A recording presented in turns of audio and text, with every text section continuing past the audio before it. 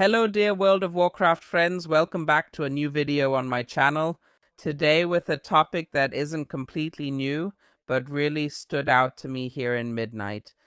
And I would make the claim that every Mythic Plus player or raider, as long as they're a DPS, would become a better player, in my opinion, if he tried playing as a healer. Why, how, and for what reason, I'll explain all that to you in this video. It's actually pretty simple, but I've noticed this in several dungeons now, and it really makes a huge difference and greatly improves your knowledge in this game. If you want to support me, feel free to leave a like and subscribe. With that, let's get started. Basically, this healer, I already played Mythic with this before, so in Legion, I raided Mythic with it and healed Mythic end bosses. I played him in the past expansions, so I would say I can play the Shaman pretty decently. No, not for a while now, but it's still pretty decent. And we just started fresh with item level 250, and so far I've played 7 keys and timed every key. Yeah, except for maybe Soraka at plus 10. We had a 9 at the beginning, then I went straight into 10 keys at 250. Now at 258, we healed an 11 key and that went smoothly. Nevertheless, I noticed a few things. If you want to check it out, the goal is to reach a 3,400 rating with the Shaman. I'm uploading the videos on my second channel, G6+, so feel free to check it out there. Grundsätzlich, basically, like I said, this isn't a development that's new to World of Warcraft Midnight, but I think it's something that didn't stand out to me as much in previous expansions. I basically play a healer in every tier and run Mythic Plus with it. But what's really interesting is that you have to approach certain parts of the dungeons completely differently. That means, of course, I played 2 characters at 3,400 plus ratings, so I know when and where the damage comes. But for example here, this is a pull that I completely underestimated at first. As a DPS, you just go in there and see, okay, there's a bit of damage coming in, right? So I pop a defensive cooldown and so on. But as a DPS, you rarely realize how much damage it actually is, because honestly, you're more focused on dealing with all the mobs. And you don't really pay attention to whether the healer is popping cooldowns, how long he's having to keep healing you non-stop, and so on. And because of that, I noticed in some dungeons, I knew that at spot XY there would be a lot of damage. For example, what I noticed is the first pull in Windwalker Tower on plus 11. Yeah, I don't have the best gear yet, so I can't just heal through it easily. I managed to heal through it, or we couldn't have finished the key. But it wasn't like I could just smash my fist on the keyboard and it would heal itself, you know? I actually had to pay attention. I knew the first pull does significant damage or the fight wouldn't drag on like that. But then to see how long that damage actually keeps coming, and that's even though half the mobs are already dead. That was an interesting sight again. And then there's the affix here. Well, in higher keys you don't have that anymore. But it's actually shocking how few DPS help out and dispel that affix themselves. It's a debuff you can remove with anything. So every DPS who can dispel in any way, druids, paladins, evokers, mages, whatever, can remove it themselves. Maybe 30 or 40% of them actually do it. And here too, it really shows very well that a lot is pushed onto the healer and people just don't participate. Either because they don't know or because they think, well, he'll handle it. Usually it's doable, but I can only dispel once every 8 seconds.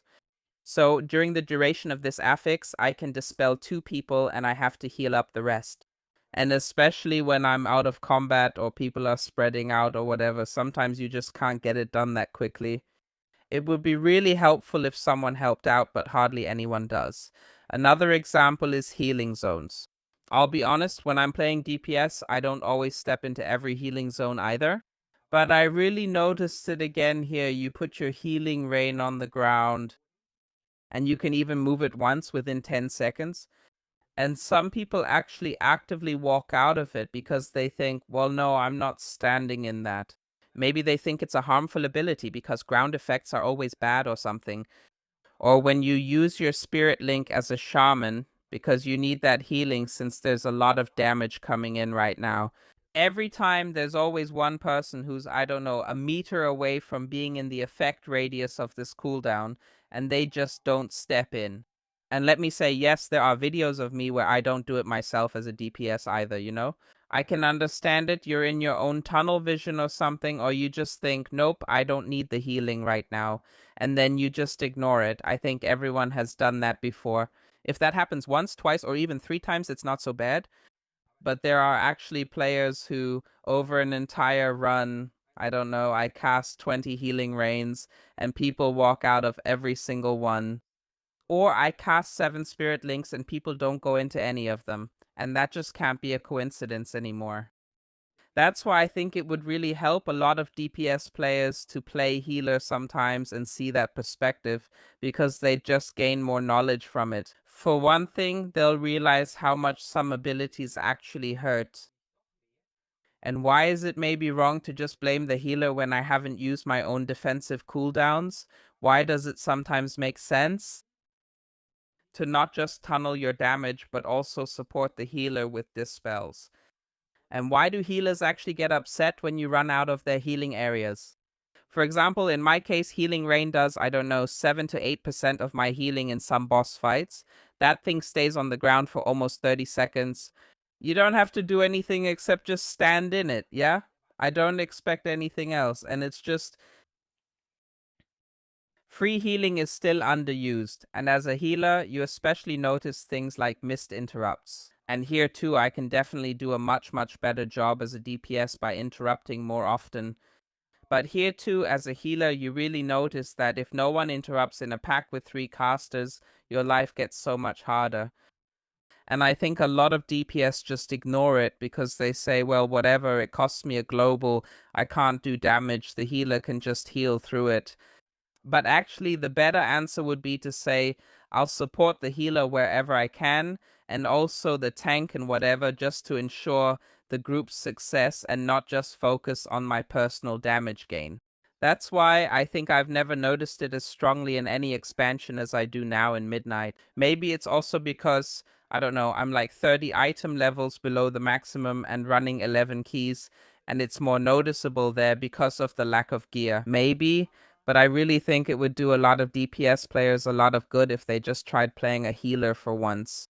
And in my opinion, it would also improve their gameplay as a DPS quite a bit, just like now. I've only run 7 keys so far, but I've definitely already drawn some conclusions from that about how I can improve my gameplay in the future, even when I'm playing DPS. Or even as a tank, because I know, hey, in this or that moment, I might not be taking that much damage, but the rest of the group is. Maybe I can support the healer somehow in that situation.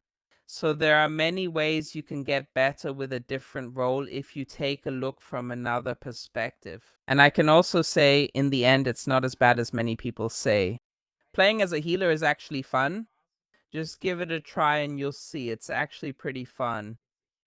And you can easily heal level 10 keys here with 254. That's really not a problem. And as a healer, you'll also get invited pretty quickly, I can tell you that. With that said, thank you so much for watching. I hope the video was able to give you some new insights. Feel free to share your thoughts in the comments. See you in the next video. Take care and have a great time.